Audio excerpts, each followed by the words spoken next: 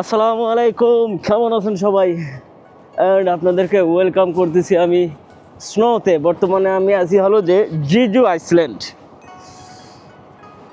উফ, কি পরিমাণ ঠান্ডা, বিশ্বাস করবেন না। এখানে স্নো পড়তেছে, আমি ক্যামেরার পিছন দিয়ে দেখাই। এই যে দেখুন, স্নো বৃষ্টি হচ্ছে। একটা ছাতি কিনা দরকার আমার। ও মাই গুডনেস, ও হো হো হো।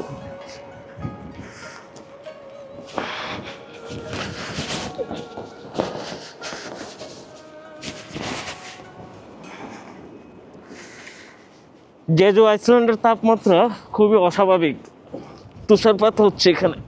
ও তেরে, ঠান্ডায় কথা বলতে পারতেছি না। আমি গত 2 দিন যাবত আমি এখানে আটকানো। ব্লগ করব বলে বের যে হব, মাইনাস আপনার 14-15 ডিগ্রি সেলসিয়াস। এই ঠান্ডার ভিতর কোনোভাবেই সম্ভব না ব্লগ করা। তবে হ্যাঁ, এই অসাধারণ একটা সিটি আইসল্যান্ড। এটা মানে খুবই আহামরি বড় আইসল্যান্ডও না, কোরিয়ার খুবই জনপ্রিয় এবং টুরিস্ট আইসল্যান্ড এটা। মানে এখানে প্রচুর পরিমাণে টুরিস্ট বেড়াতে আসে। সে আইসল্যান্ডের ব্লগটা আপনাদের দেখাতে হবে। গাড়িতে দেখছেন স্নো জমে আছে, কি পরিমাণ যে বাতাস বাহিরে, বলার বাইরে। ও মাই গড, শিট। রোডে দেখেন কি ভয়ঙ্কর অবস্থা, চিন্তা করেন। দেখতেছেন, জানি না ক্যামেরাতে কতটুকু দেখাতে পারবো, তবে এতটুকু বলতেছি, খুবই ভয়ঙ্কর। ঠান্ডাটা যেমন তেমন, তাপমাত্রা ঠান্ডা হলেও চলে, কিন্তু এই বাতাসটা যখন আসে না, উফ, পুরো শরীর হাত শীতল করে ফেলে। এত পরিমাণ ঠান্ডার পোশাক পরছি, তারপরেও কেন জানি শীত কমতেছে না। আল্লাহ, আমাদের বাংলাদেশটা কত সুন্দর, চিন্তা করেন তো। আমরা আসলে কদর করতে জানি না। কি ওয়েদার, নাতিশীতোষ্ণ একটা দেশ। শীত আসলেও 3 ডিগ্রির নিচে নামে না। আমরা কখনো স্নো দেখি নাই বাংলাদেশে। আর এখানে -13-14 ডিগ্রি, 3 ডিগ্রি, তাও এটা উত্তরবঙ্গে। বাংলাদেশের ঢাকা, কিশোরগঞ্জ, চট্টগ্রাম, খুলনা, এদিকে এত ঠান্ডা নাই। চিন্তা করেন আমাদের ওয়েদার কি সুন্দর। ওয়াহ। আচ্ছা, আপনাদেরকে আশপাশটা দেখাই। এই জিজু আইসল্যান্ড, এখানকার রোডঘাট মানুষজন কিভাবে সার্ভাইভ করে। পিছলা খায় পড়তাম আর একটুর জন্য। এখানে দেখেন স্নো জমে কি অবস্থা হয়েছে।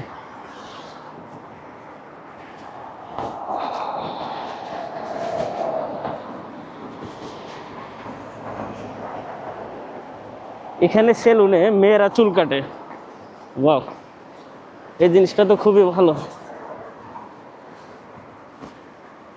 যাওয়ার সময় চুল কাটা যেতে হবে এখান থেকে। বিকাল বাজে এখন 4:30। আহারে, বরফ দেখেন তো। এই দেশে হলো যে আপনার ফ্রিজের দরকার হবে না। মনে হচ্ছে আমি আইসক্রিমের উপর দিয়ে হাঁটতেছি।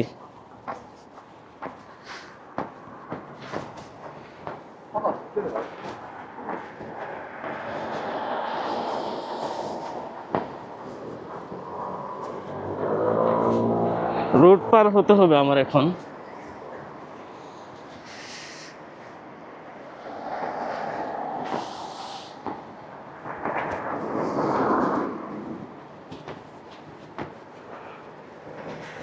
প্রচুর খিদা লাগছে আমার। আমি একটা ইন্ডিয়ান রেস্টুরেন্টে যাব, গিয়ে বিরিয়ানি খেয়ে আসবো। এই ঠান্ডার ভিতর বিরিয়ানি খাওয়ার মজাই আলাদা।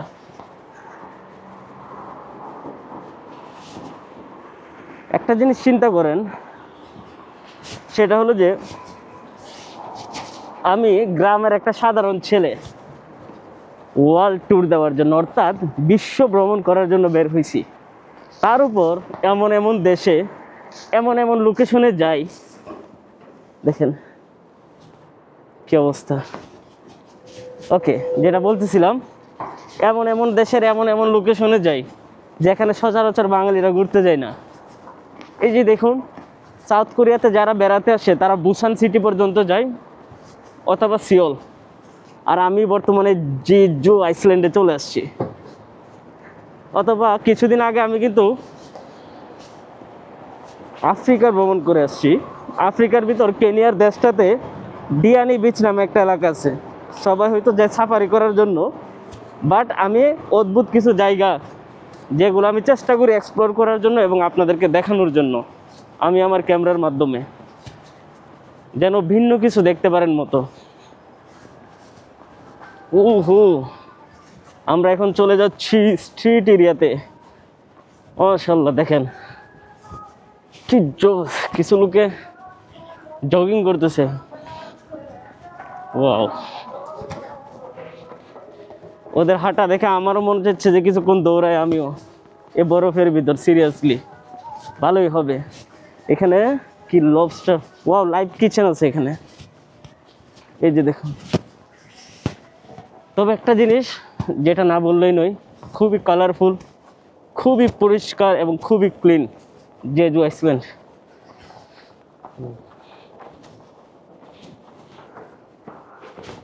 আমার একটা ছাতি কিনা দরকার এখানে।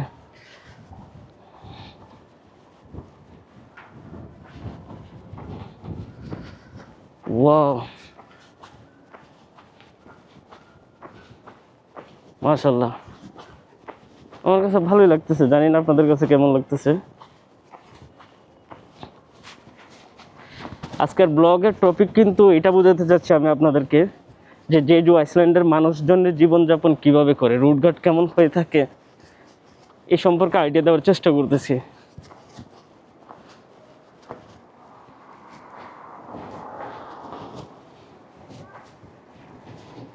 দেখেন চারিদিকে স্নো আর বরফ।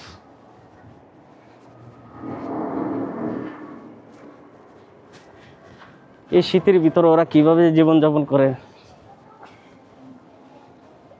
আমার ক্যামেরাটাতে ভালোভাবে দেখাতে পারতেছি না।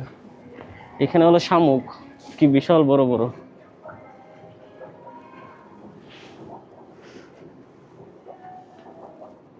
ওয়াও,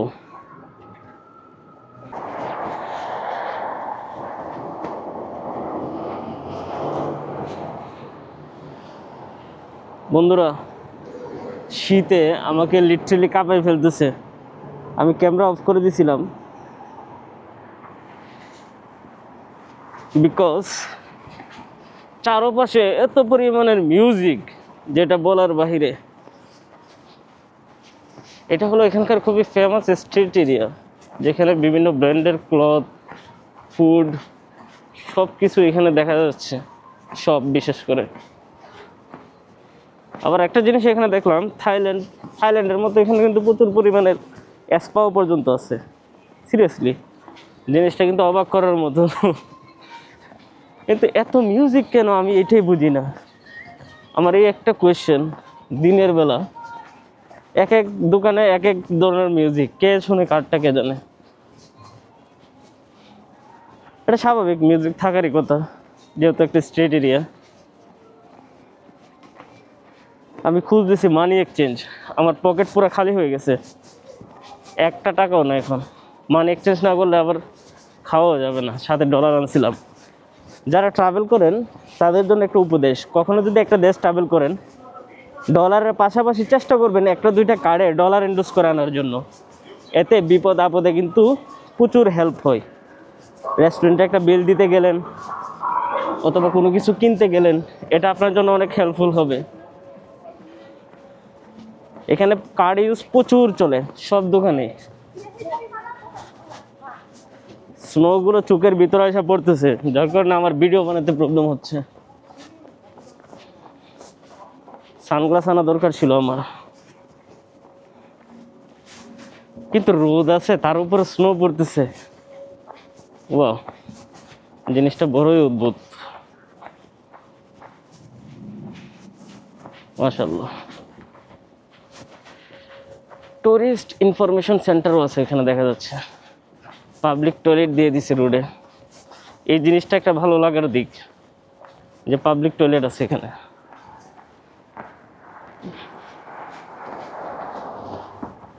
ওয়াও,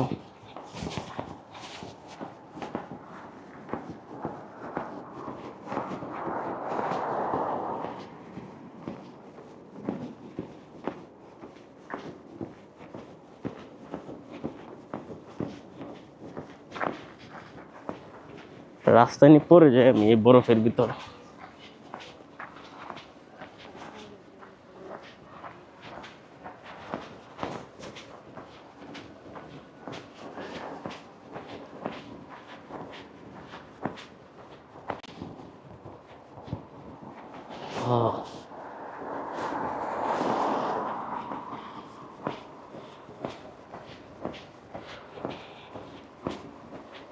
এই ঠান্ডার ভিতরে আমি যদি ঘন্টা 2 ঘন্টা বাহিরে থাকি তাহলে আমি জমে বরফ হয়ে যাব।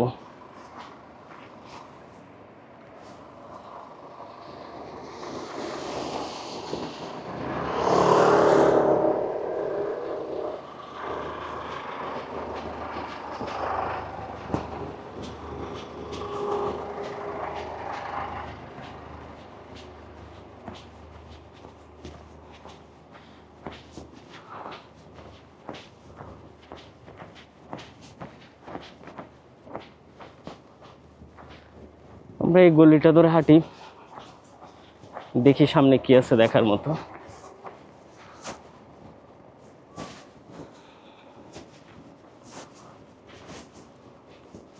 প্রচুর পরিমাণের এখানে হোটেল। বাই দ্য ওয়ে বন্ধুরা, কেমন দেখলেন জেজু আইসল্যান্ডের রাস্তাঘাট? লোকাল লোকজন এখানে কথা বলে না, ক্যামেরা ফোবিয়া, যার কারণে ওদের সাথে মিশা একটু কঠিনই। যেটা সিরিয়াসলি যে যার লাইফ নিয়ে বিজি, এতটাও মিশুক না ওরা। আমরা যেরকম হই, একটা আগ্রহ থাকে না দেশের বাইরের লোকজন আসলে, ওদের ভিতরে ওই আগ্রহটা নাই। তো আমি রুহান আজকের মতো বিদায় নিচ্ছি আপনাদের কাছ থেকে। আপনাদের সাথে কথা হবে আগামীকাল ব্র্যান্ড নিউ ব্লগ নিয়ে। তবে আপনাদেরকে একটা রিকোয়েস্ট করি, আপনারা চাইলে কিন্তু আমার প্রিভিয়াস ব্লগগুলো দেখে আসতে পারেন সিওল বুসানের, তাহলে আরও আনন্দ পাবেন। সেই সিরিজগুলো দেখে আসবেন, তাহলে ফুল কোরিয়া, সাউথ কোরিয়া সম্পর্কে জানতে আপনাদের অনেক উপকার হবে। তো ভালো থাকবেন সবাই, সুস্থ থাকবেন, টেক কেয়ার, আল্লাহ হাফেজ।